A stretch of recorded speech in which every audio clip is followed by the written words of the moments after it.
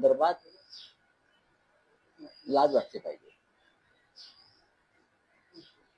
विरोधी पक्षाशिवाय नेत्याशिवाय तुम्ही दोन्ही सभागृह चालवायचा प्रयत्न करता, पण नरेंद्र मोदी प्रधानमंत्री झाल्यापासून शक्य असेल तिथे ते विरोधी पक्षनेता देण्याचं टाळतात.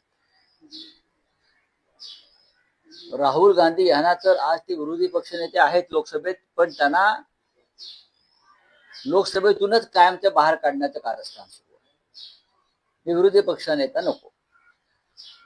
महाराष्ट्राच्या विधानसभेत आणि विधान परिषदेमध्ये विरोधी पक्षनेता येऊ नये म्हणून कायदा बदलायचं काम, कायदाही बदलला जातो.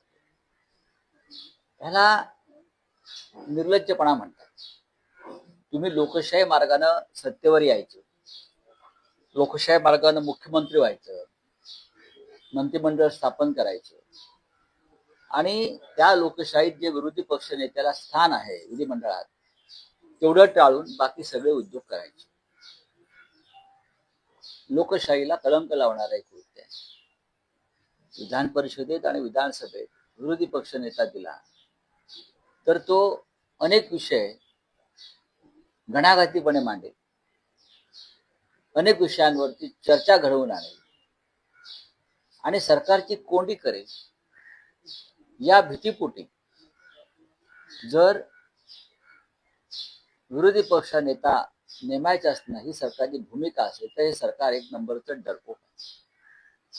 विधानसभेतल्या विरोधी पक्षनेते पदासाठी भास्कर जाधव यांचं नाव देऊन एक कालखंड लोटला. भास्कर जाधव यांच्या नावावर महाविकास आघाडीने शिक्कामोर्तब केलेलं आहे, पण भास्कर जाधव नको. तर तुम्ही कोण ठरवणार? विधान परिषदेमध्ये काही निर्णय झालेले आहेत, तिथेही त्या पद्धतीनं विरोधी पक्षाला ते पद द्यायचं नाही यासाठी कारस्थानं केली जातात. हे महाराष्ट्राच्या ज्या मातीतून डॉक्टर आंबेडकर यांनी संविधान निर्माण केलं त्या राज्यामध्ये लोकशाहीची अशी गळचीपी आणि हत्या होत असेल तर त्याची इतिहासामध्ये नोंद होईल. काळ्याकुट्टशाही हे राज्याच्या मुख्यमंत्र्यांनी लक्षात घेतलं पाहिजे. या अधिवेशनात कोणकोणत्या मुद्द्यांवरती विरोधक प्रामुख्याने हे अधिवेशन गाजवतील? विरोधी पक्षनेत्याचाच विषय आहे. या प्रकरणामध्ये 1 वर्ष झालं विरोधी पक्षानं पत्र दिलेल्या मुख्यमंत्र्यांना नियमांकडे बोट दाखवला जाते. मुख्यमंत्री म्हणतात तो माझा अधिकार नाही, तो विधानसभा अध्यक्षांचा अधिकार आहे. विधानसभा अध्यक्ष म्हणतात की मी निर्णय घेईन माझ्या अभ्यासानुसार, ज्या माहितीनुसार मी निर्णय. विधानसभा अध्यक्षांच्या खुर्चीवर जी व्यक्ती बसलेली आहे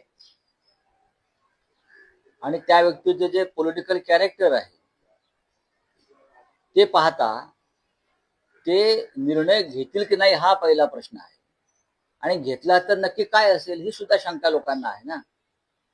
जी व्यक्ती जमिनीचा कब्जा करण्यासाठी गावात जाऊन भानगडी करते ते विरोधी पक्ष विधानसभा अध्यक्ष आहे.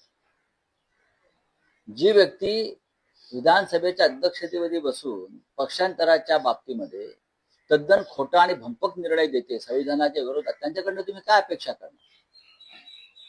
त्याच्यामुळे माझं तर काय म्हणणं आहे की विधानसभा अध्यक्षांवरती अविश्वास ठरावच आणला पाहिजे. होऊ द्या चर्चा, ठीक आहे, तुमचं बहुमत असेल, पण विधानसभा अध्यक्ष ज्या पद्धतीने वागतायत याला लोकशाहीच्या भाषेत म्हणायचं तर मनमानी आणि झुंडशाही अशा पद्धतीनं विधानसभा किंवा विधिमंडळ चालवलं जात. तुमचा अधिकाराच्या गोष्टी सांगताय कोणाला? तुम्हाला अधिकार दिले कोणी? तुम्हाला अधिकार लोकशाहीनं आणि संविधानाने दिलेले आहे आणि त्याच लोकशाहीनं आणि संविधानानं विरोधी पक्ष नेत्याची नेमणूक करण्याची भूमिका घेतलेली आहे. आणि तुम्ही म्हणताय मी पाहिन. तुम्ही कोण? तुम्ही आज आहात उद्या नाही, पण या परंपरा तुम्ही तोडताय.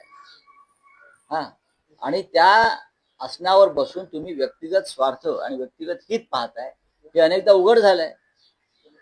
हाच मुद्दा विधानसभेत विधिमंडळात आला पाहिजे असं माझं म्हणणं आहे. अजिबात नाही, माझी काही भूमिका नाही. आदित्य ठाकरेंची वेगळी भूमिका नाही. आदित्य ठाकरे म्हणतात त्यात चुकीचं काहीच नाहीये. सर्वाधिक मोठा पक्ष आमचाच आहे ना.